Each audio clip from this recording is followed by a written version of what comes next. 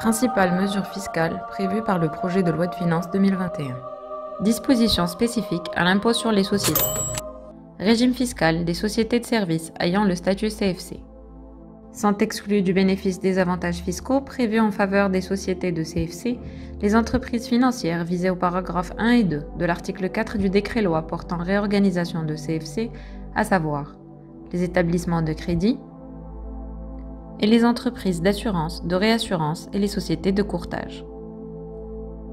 Les sociétés précitées ne sont pas exonérées de l'impôt retenu à la source, les dividendes et autres produits de participation similaires versés, mis à leur disposition ou inscrits en leur compte.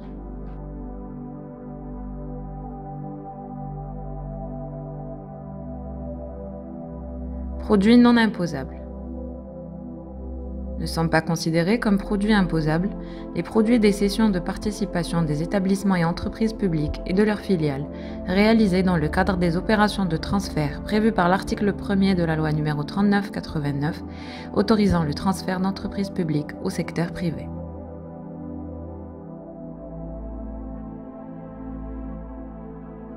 Plus-value constatée ou réalisée en cours ou en fin d'exploitation. Pour les établissements et entreprises publiques, les opérations de restructuration prévues par les textes législatifs et réglementaires en vigueur peuvent être réalisées sans incidence sur le résultat fiscal lorsque les éléments apportés sont inscrits dans le bilan des entités concernées à leur valeur figurant au dernier bilan clos des 10 établissements et entreprises publiques avant ces opérations. Pour l'Office national de l'électricité, les opérations de transfert prévues par la loi n° 3816 modifiant et complétant l'article 2 du DAHER portant création de l'Office national de l'électricité peuvent être réalisées sans incidence sur le résultat fiscal, à condition que ces transferts soient réalisés à la valeur nette comptable d'origine à la date du transfert.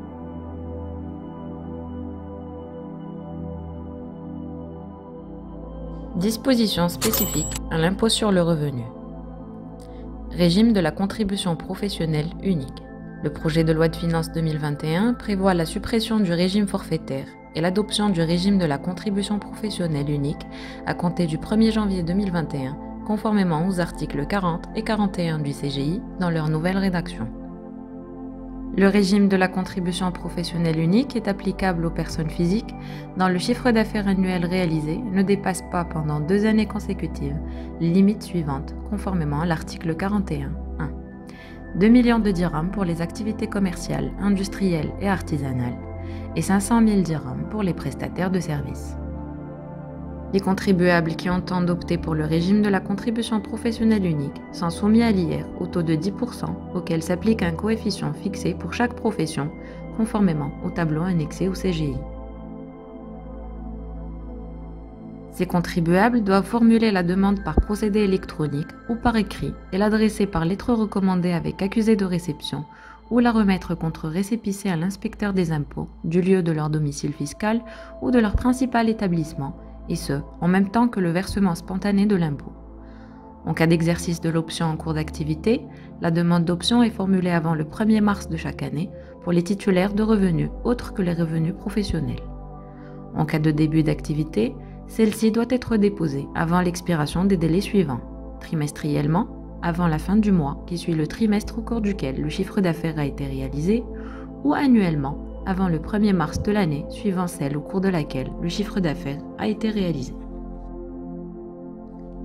Les personnes physiques dont les revenus professionnels sont déterminés selon le régime de la contribution professionnelle unique sont soumises à l'impôt sur le revenu selon le taux spécifique prévu à l'article 73.2 F 11e, soit 20% libératoire au titre des plus-values et indemnités suivantes.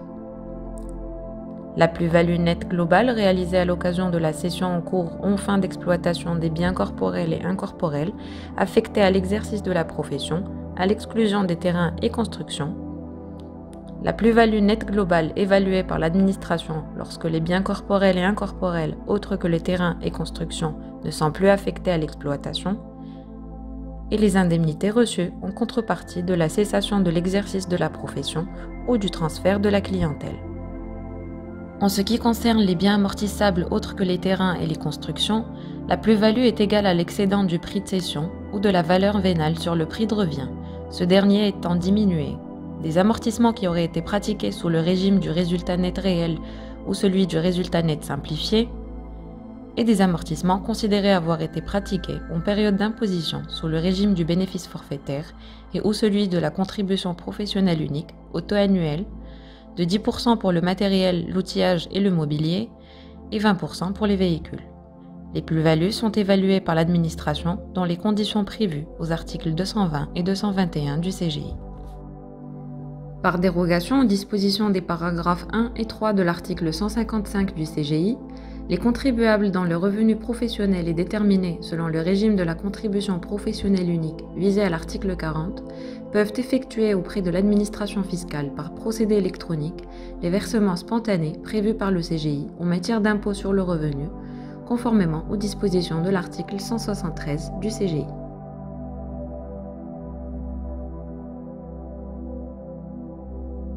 Exonération des nouveaux contrats à durée indéterminée.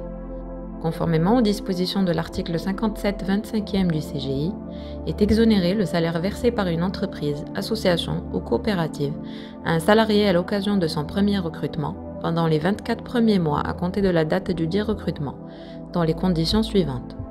Le salarié doit être recruté dans le cadre d'un contrat de travail à durée indéterminée et l'âge du salarié ne doit pas dépasser 30 ans à la date de conclusion de son premier contrat de travail. L'employeur doit produire avant le 1er mars de chaque année une déclaration comportant la liste des salariés bénéficiant de l'exonération prévue à l'article 57 25e ci-dessus, d'après un imprimé modèle établi par l'administration. Cette déclaration doit comporter les renseignements visés au 1er, 2e, 4e, 5e, 6e, 7e, 8e, 12e et 14e du 1 de l'article 79 du CGI et une copie du contrat de travail à durée indéterminée.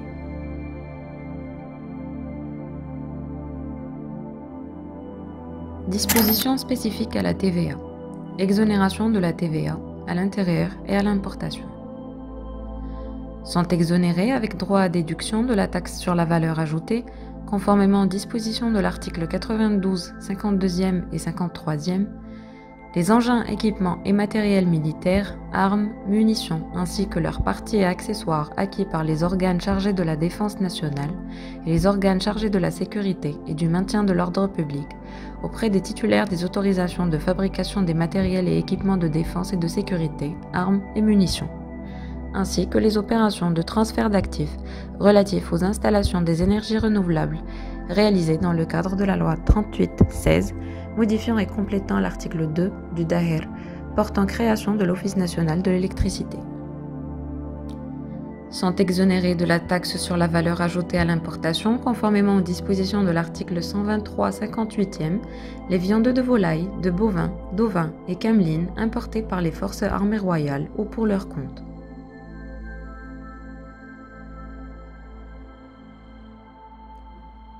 Régime des biens amortissables.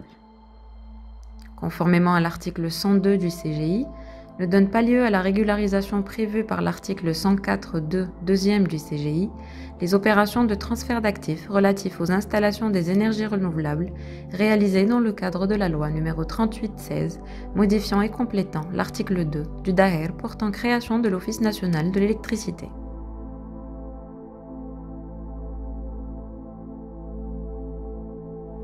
Transfert du droit à déduction.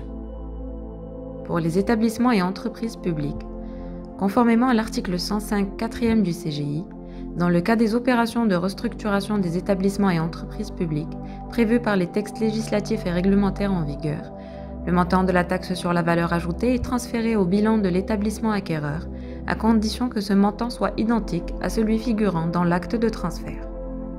Pour les énergies renouvelables, en cas de transfert d'actifs relatifs aux installations des énergies renouvelables réalisées dans le cadre de la loi n° 38/16 modifiant et complétant l'article 2 du DAER portant création de l'Office national de l'électricité, le montant de la taxe sur la valeur ajoutée est transféré au bilan de l'établissement acquéreur, à condition que ce montant soit identique à celui figurant dans l'acte de transfert.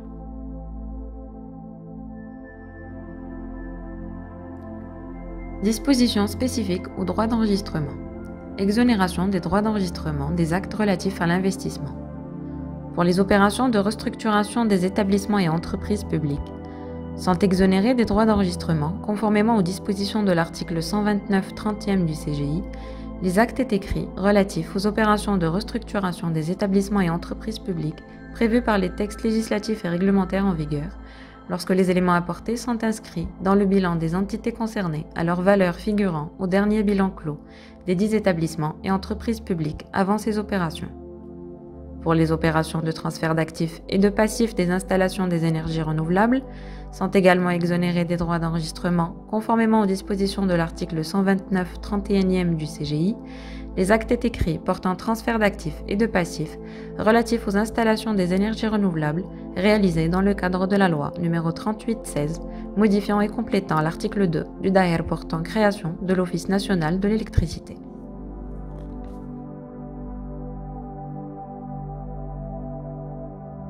Dispositions communes à l'IS, l'IR, la TVA et aux droits d'enregistrement. Dénonciation des factures fictives par l'administration fiscale. Lorsque l'administration fiscale constate l'émission d'une facture par ou au nom d'un fournisseur qui ne satisfait pas aux obligations de déclaration et de paiement prévues par le CGI et l'inexistence d'une activité effective, la déduction correspondante à cette facture n'est pas admise. L'administration fiscale mettra à la disposition des contribuables, sur son site électronique, une liste des numéros d'identification fiscale des fournisseurs défaillants précités qu'elle tient et mettra à jour régulièrement.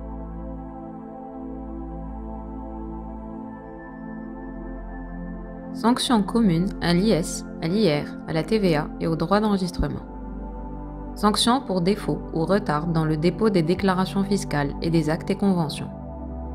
Les majorations de 5%, 15% et 20% applicables en matière de déclaration du résultat fiscal, des plus-values, du revenu global, des revenus fonciers, des profits immobiliers, des profits de capitaux mobiliers, du chiffre d'affaires, de la taxe sur les contrats d'assurance et des actes et conventions sont calculés sur le montant des droits correspondant aux bénéfices, au revenu global, aux plus-values, au revenu foncier, aux droits immobiliers ou de capitaux mobiliers ou au chiffre d'affaires de l'exercice comptable, soit des droits complémentaires dus.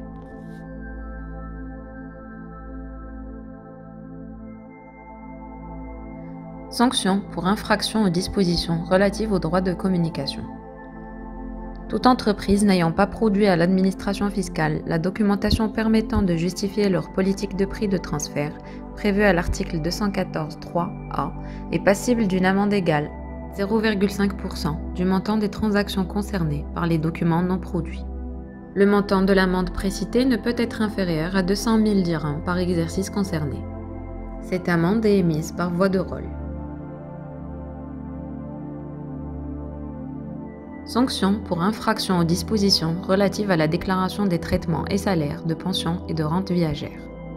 Les employeurs qui ne respectent pas les conditions d'exonération des nouveaux CDI prévus à l'article 57-25e sont régularisés d'office sans procédure conformément à l'article 200, 3e. Charges non déductibles. N'est pas déductible du résultat fiscal le montant de la contribution sociale de solidarité sur les bénéfices et les revenus prévu par le titre 3 du livre 3 du CGI. Dispositions relatives à la réintroduction de la contribution sociale de solidarité sur les bénéfices et revenus. La contribution sociale de solidarité sur les bénéfices et revenus a été étendue conformément aux dispositions de l'article 267 du CGI aux personnes physiques, titulaires de revenus professionnels tels que définis à l'article 30, 1er et 2e, titulaires de revenus agricoles imposables tels que définis à l'article 46, titulaires de revenus salariaux et revenus assimilés tels que définis à l'article 56, et titulaires de revenus fonciers tels que définis à l'article 61, paragraphe 1er. Cette contribution de solidarité sur les bénéfices et revenus est calculée sur les bases suivantes. Pour les sociétés, sur la base du même montant du bénéfice net visé à l'article 19.1a, servant pour le calcul de l'impôt sur les sociétés, et qui est égal ou supérieur à 5 millions de dirhams au titre du dernier exercice clos, conformément à l'article 268 du CGI, au taux de 2,5% pour les sociétés dont le bénéfice net est situé dans la tranche de 5 millions à 40 millions de dirhams, et 3,5% pour les sociétés dont le bénéfice net est supérieur à 40 millions de dirhams. Pour les personnes physiques, sur la base du revenu global annuel de source marocaine net d'impôt, constitué des revenus acquis ou réalisés visés à l'article 267 ci-dessus, lorsque le montant du dit revenu est égal ou supérieur à 120 000 dirhams, soit 10 000 dirhams par mois au taux de 1,5%.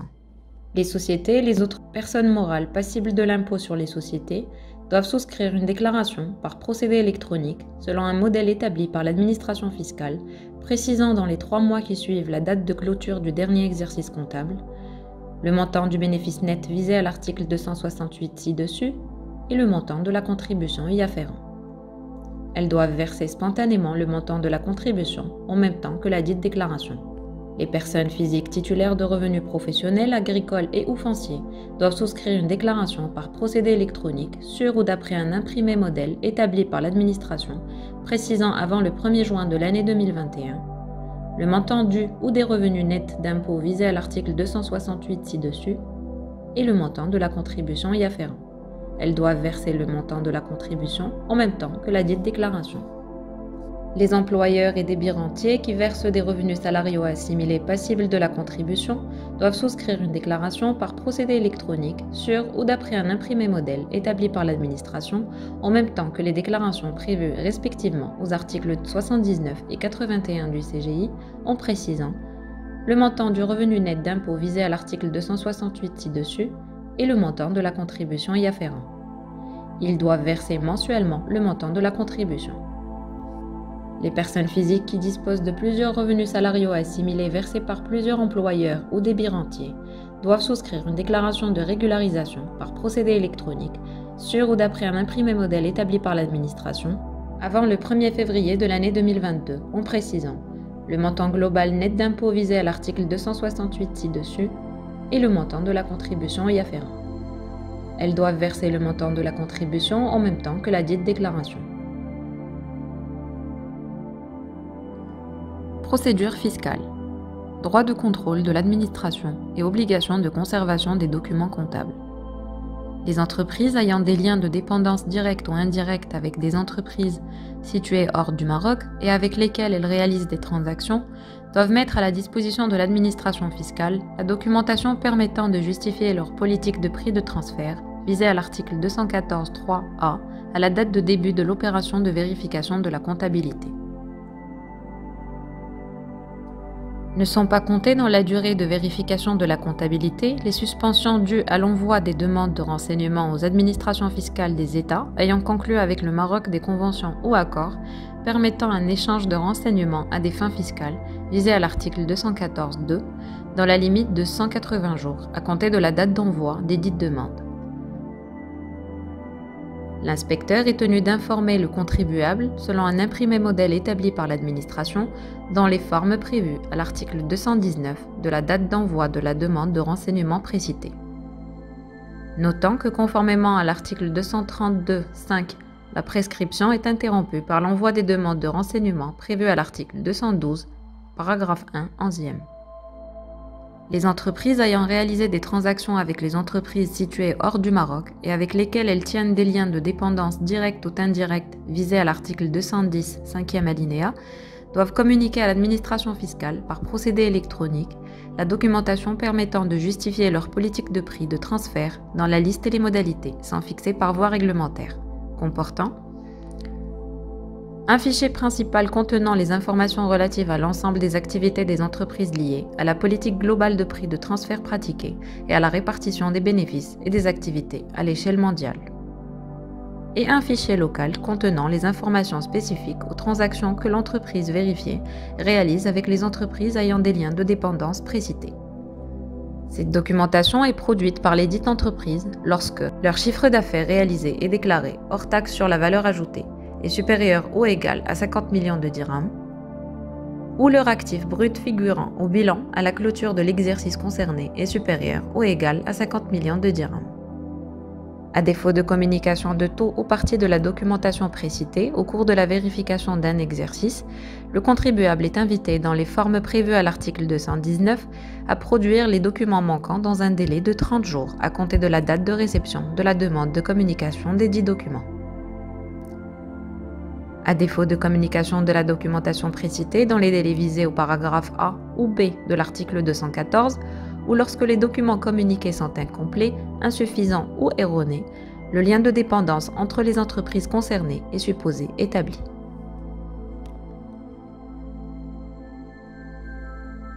Autres dispositions. Consultation fiscale préalable. La demande de consultation fiscale préalable prévue à l'article 234 quater du CGI ne peut porter sur les opérations effectuées avec des entreprises situées hors du Maroc. Prorogation de la mesure d'encouragement des OPCI. Apport des biens immeubles par les personnes morales à un OPCI. Par dérogation aux dispositions des articles 8, 33.2 et 38.2 du CGI, ne sont pas imposés sur la plus-value nette réalisée à la suite d'apports de biens immeubles inscrits à leur actif immobilisé à un organisme de placement collectif immobilier, les personnes morales soumises à l'impôt sur les sociétés ou les contribuables soumis à l'impôt sur le revenu au titre de leur revenu professionnel selon le régime du résultat net réel ou celui du résultat net simplifié. L'apport précité doit être effectué entre le 1er janvier 2018 et le 31 décembre 2022. Apport de biens immeubles par les personnes physiques à un OPCI. Par dérogation aux dispositions des articles 61.2 et 161 bis 2, ne sont pas soumises à l'impôt sur le revenu au titre des profits fonciers réalisés suite à l'apport de leurs biens immeubles à l'actif immobilisé d'un OPCI, les personnes physiques effectuant le dit apport entre le 1er janvier 2018 et le 31 décembre 2022. Mesures concernant la taxe spéciale annuelle sur les véhicules. Obligation des propriétaires de véhicules. Aucune mutation de véhicule passible de la taxe spéciale annuelle sur les véhicules ne pourra être effectuée au nom du cessionnaire s'il n'est justifié au préalable du paiement de la taxe afférente à l'année d'imposition en cours et aux années non prescrites ou de l'exonération de cette taxe. Les informations publiées sont de nature générale. Pour un avis professionnel se fondant sur un examen approfondi des faits et de leur contexte, veuillez communiquer avec vos experts, Fizesi associés.